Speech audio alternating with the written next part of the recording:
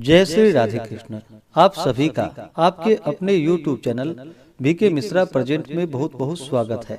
आइए आज आप सब सुनेंगे माघ मास महात्म्य कथा में 19वें अध्याय की कथा।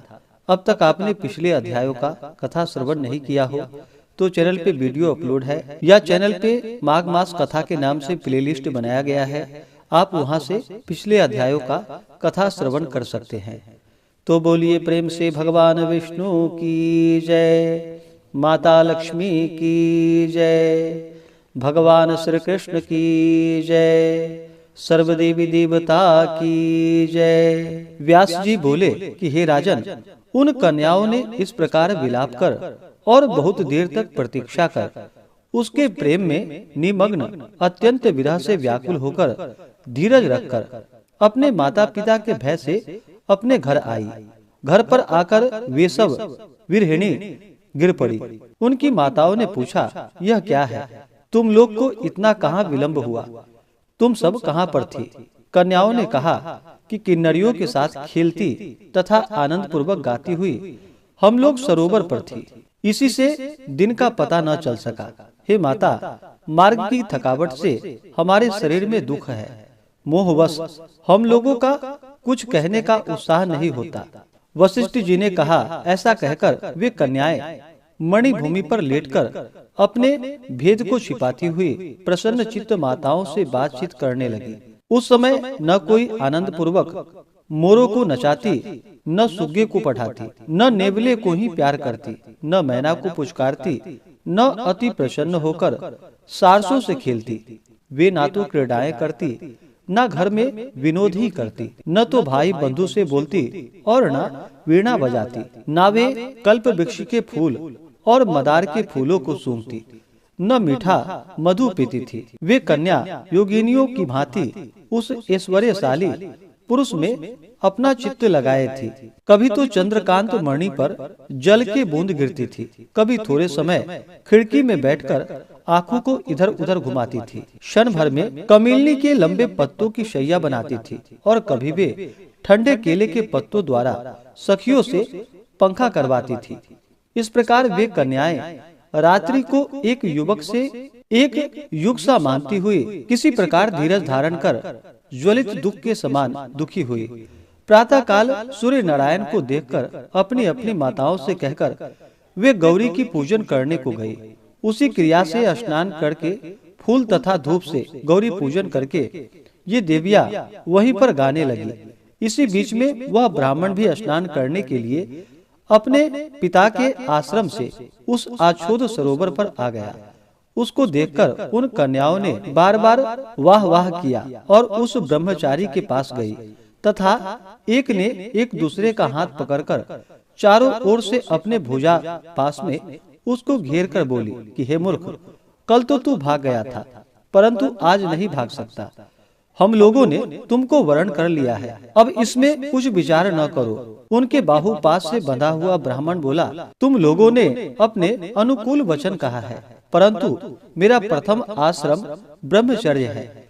गुरुकुल में अभी मैं वेदा अध्ययन कर रहा हूँ, इसलिए उसकी रक्षा करना मेरा परम धर्म है।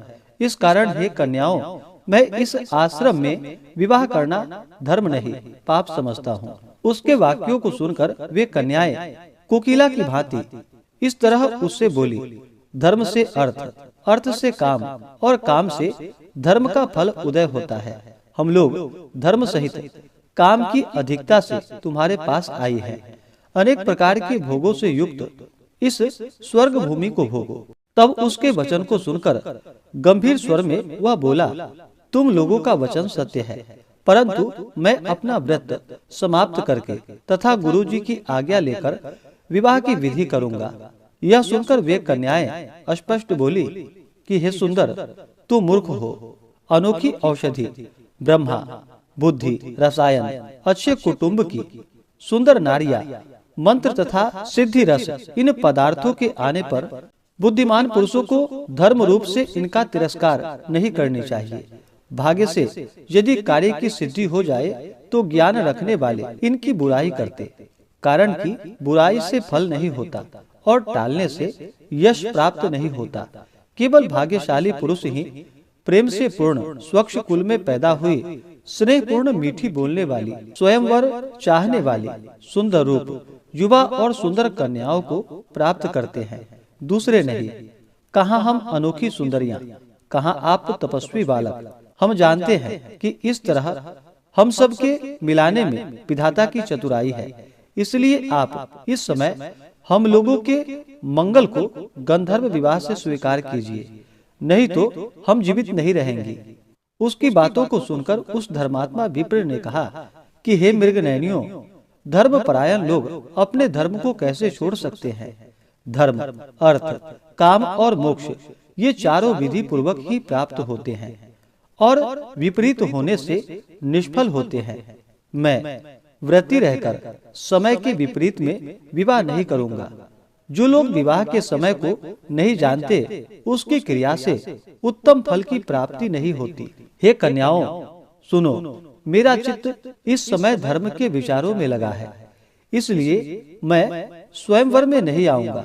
इस तरह उसके आशय को समझकर आपस में हाथ से हाथ छोड़कर इन सुंदरियों ने उसके चरण पकड़ लिए। सुशीला और सुस्वरा ने इनकी भुजाओं को पकड़ा, सुतारा ने आलिंगन किया और चंद्रिका ने ब्रह्मचारी का मुख चूम लिया। तब भी वह ब्रह्मचारी निर्विकार बना रहा। अंत में उसने क्रोध से लाल होकर इनको श्राप दे दिया कि तुम सब डायनियों की तरह मेरे शरीर में लिपटी हो, इसलिए तुम सब पिशाचिनी हो जाओ। उससे ऐसा श्राप सुनकर वे सब कन्याएं उसको छोड़ सम्मुख खड़ी हो गई और कहने लगी, हमने क्या पाप किया है जो तुमने हमको श्राप दे डाला, जो प्रिय करने में अप्रिय की है। तुम्हारी धर्म ज्ञेयता को धिक्कार है। हमने सुना है कि प्रेमियों से, भक्तों से और मित्रों के प्रति बुराई करने वाले मनुष्यों को सुख दोनों लोक में नष्ट हो जाते हैं। इसलिए तुम भी हम लोगों के श्राप से शीघ्र ही पिशाच हो जाओ। इस तरह क्रोध से व्याग्र होकर कन्याएं हांफती हुई भूख से दुखी हो गई। तब हे राजन, आपस के क्रोध से उस सरोवर पर वे कन्याएं और वह ब्रह्मचारी सब पिशाच पिशाचिनी हो गए और घोर शब्दों में चिल्लाते हुए अपने पहले जन्म के पाप कर्म के फल को भोगने लगे। हे राजन, पूर्व जन्म के किए अच्छे और बुरे कर्म अपने समय में ही प्रकट होते हैं। इनको स्वयं ब्रह्मा भी नहीं बदल सकते।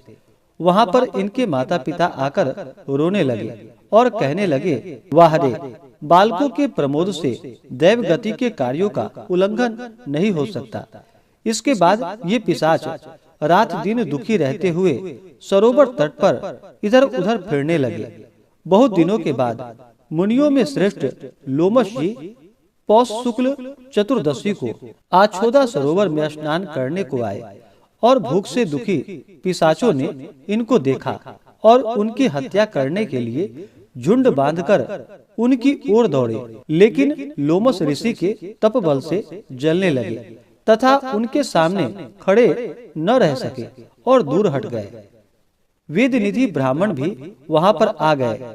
हे राजन, उन्होंने लोमस ऋषि को देखकर साष्टांग प्रणाम किया तथा मस्तक पर अंजलि को बांधकर हाथ जोड़कर सुंदर वचन कहने लगे। बड़े भाग्य से साधुओं का संगम होता है।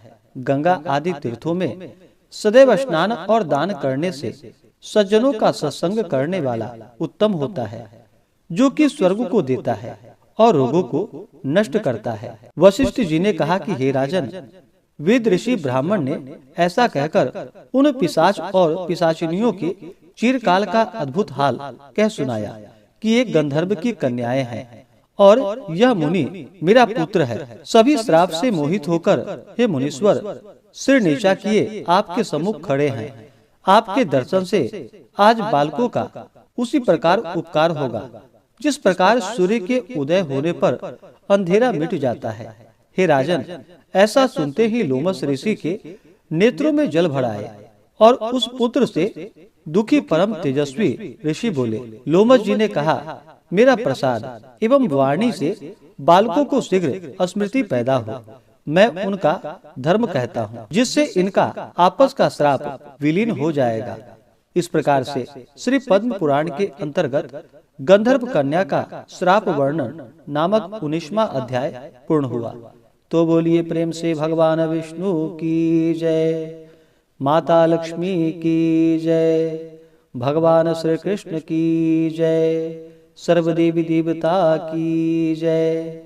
इसके आगे की कथा जो कि आप अगले अध्याय में सुनेंगे। इसी प्रकार से कथा को सुनने के लिए, व्रत पूजा के बारे में जानने के लिए चैनल पे अगर आप पहली बार आए हैं तो चैनल को लाल बटन दबा करके सब्सक्राइब करें, साथ में बेल आइकन घंटी को दबाएं ताकि आने वाली वीडियो का नोटिफिकेशन आपको समय से मिलता रहे।